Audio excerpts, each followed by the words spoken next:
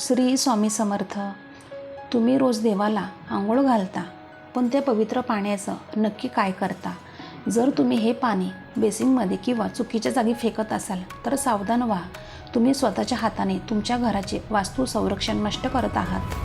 आज मी तुम्हाला या पाण्याचा असा एक सिक्रेट वापर सांगणार आहे, ज्यामुळे तुमच्या घरामध्ये फक्त सकारात्मक ऊर्जाच नाही तर सुख आणि समृद्धीचा पाऊस हा देखील पडेल. पण ते नक्की काय आहे? तुम्ही रोज सकाळी उठून देवाची पूजा करता, बरोबर? देवाला प्रेमाने आंघोळ घालता आणि देवांना अभिषेक घालता. पण थांबा, त्या पाण्याचं बघा, ज्याला आपण चरणामृत किंवा तीर्थ म्हणतो, त्याचं पुढे नक्की काय होतं? मी पैज लावते बघा. 90% लोक, होय तुम्ही सुद्धा हे पाणी एकतर बेसिनमध्ये ओतता किंवा कुठल्या तरी झाडामध्ये टाकून मोकळे होता. पण जर तुम्ही बघा, तुम्हाला सांगितलं की हे पाणी साधं नाही आहे, हे पाणी शास्त्र आणि विज्ञान हे दोन्ही मान्यता करत असतं की या पाण्यामध्ये अशी एक मेमरी असते जी तुमचं नशीबसुद्धा बदलू शकते. पण जर एक चुकीची स्टेप अशी होते ती म्हणजे बघा, सगळं पुण्य तुमचं वाया जातं.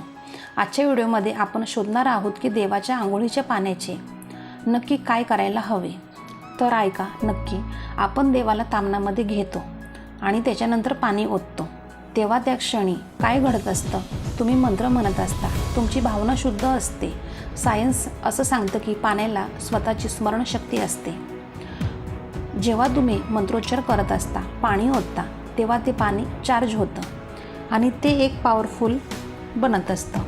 त्यानंतर काय बघा, बहुतेक घरामध्ये हे पाणी जमा केलं जातं आणि ते पाणी बघा, बरेच जण काय करतात, किचनच्या बेसिनमध्ये किंवा बाथरूममध्ये ओतून देतात. विचार करा, ज्या पाण्याने तुम्ही ईश्वराची त्या सुप्रीम पॉवरची सेवा केली, तेच पाणी तुम्ही गटारामध्ये सोडताय.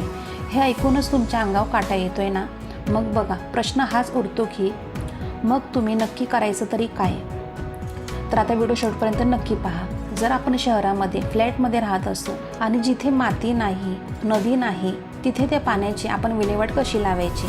तर हे खूप बघा एकदम सिंपल आहे, पण हे कोणालाच माहिती नाही आहे. लोकांचा एक असा मोठा गैरसमज असा आहे की देव तर भावनांचा भुकेला आहे, पाणी कुठेही टाका, काय फरक पडतो? बघा, फरक पडतो. जेव्हा धातूच्या मूर्तींवर ज्यावेळेस तुम्ही अभिषेक करता, विशेषतः तांबे, पित्तळ किंवा चांदी, म्हणजे ते जेव्हा पाणी पडतं तेव्हा त्या पाण्यामध्ये त्या धातूचे सूक्ष्म कण मिसळतात आणि त्याच्यानंतर तांबे शरीरासाठी बघा अँटीबॅक्टेरियल आहे, चांदी शीतलता देते. आणि जेव्हा हे पाणी मंत्रांनी भरलेलं असतं तेव्हा एक त्याच्यामध्ये खूप अशी एक पॉझिटिव्ह म्हणजे येत असते.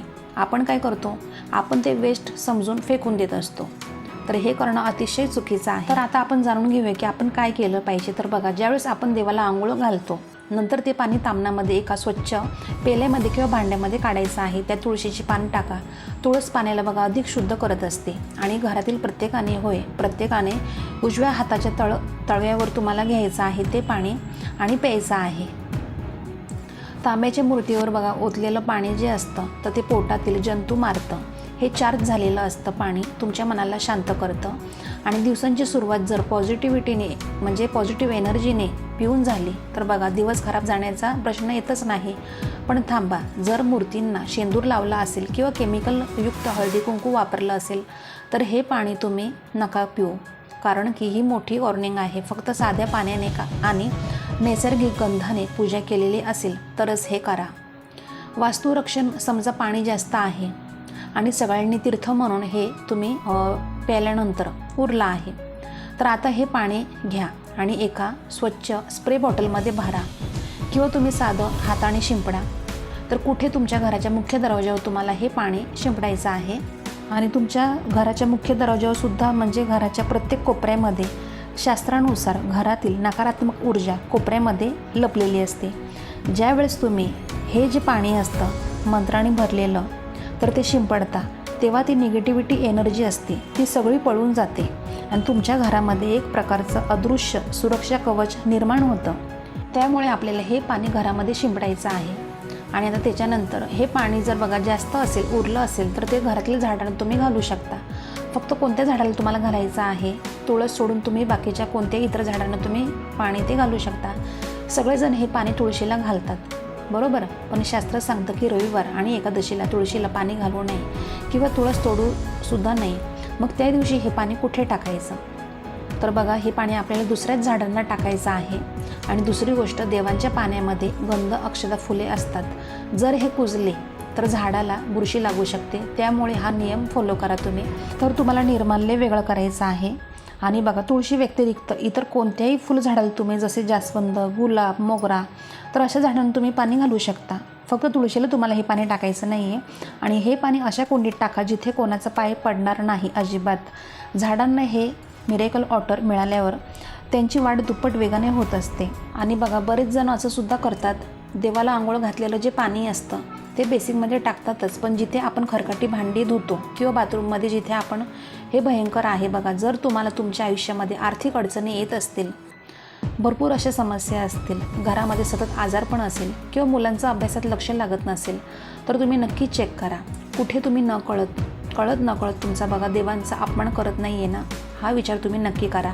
कारण पाणी हे प्रभावी आहे. तुम्ही त्याला गटारामध्ये टाकलं तर तुमची लक्ष्मी, पैसासुद्धा तशीच वाहून जाईल.